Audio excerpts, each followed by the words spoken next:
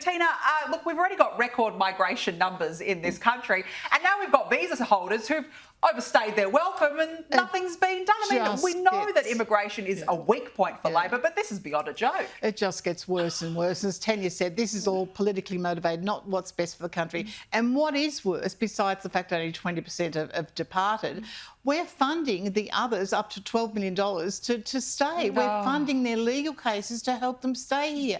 I mean, it's madness. And I don't care what Albanese does. I think he's gone. I think the majority of Australians are terrified.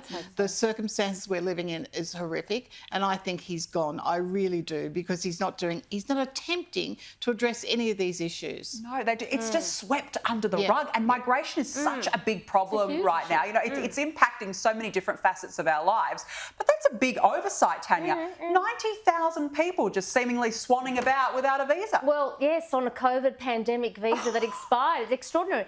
And Tina's right. They are funding these community legal centres that constantly advertise that they provide free legal advice to migrants and to visa holders. It's not free. The taxpayer's paying for it.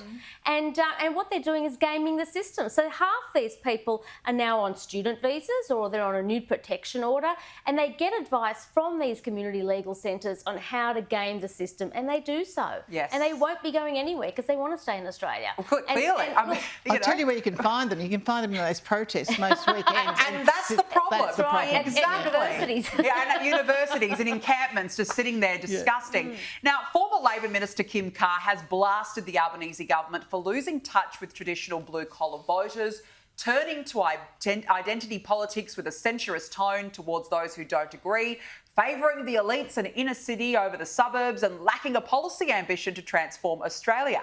Now, this is a pretty damning indictment from within the party. Mr Carr wrote this in his upcoming memoir, that Labor's primary vote is in rapid decline as its traditional voters have lost faith and the prospect of a minority government beckons. Teena, look, this is a pretty frank but very accurate assessment. It's spot on. I love a good Labor memoir. So do I. I'll be reading it. But this is, he's quite right. And it's not, Albanese and his whole cabinet, they do attack people that don't agree with them. That's the premise of his argument. And it's so true. And again, you know, people are so attacked, they're too scared to speak up, but we all have to speak up now and show what we feel when we vote in the next election. And I agree with him. He really has lost touch with that blue-collar base. The working class base was Labor's heartland now. Not anymore, Tanya. They have just disowned that part of the base. Yeah, and so many working class people are now moving to parties like One Nation and of course the Coalition. Look, it must be very demoralising for federal Labor today when a Labor elder comes out like that. So, and I can only imagine that nobody took any press today, as Kim Carr did so. Look, Kim Carr actually voted for Albanese in 2013 in the vote against Bill Shorten. So he is part of the hard left. So it's actually interesting. It's one of his own, okay? Yes. It's somebody that within his own faction, within his own grouping. But look, Kim Carr comes from sort of the industrialised base. He's a unionist, and he is somebody that would have worked, would have expected a Labor government to come up with some reform, maybe in IR or economic reform or human rights, and have some big picture ideas, a bit like Keating had.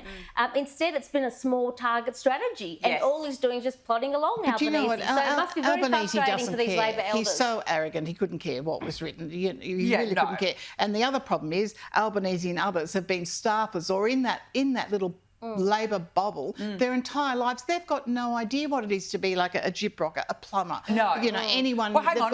Didn't Albanese get raised in state housing? As he keeps telling us. And left his mum there. Exactly.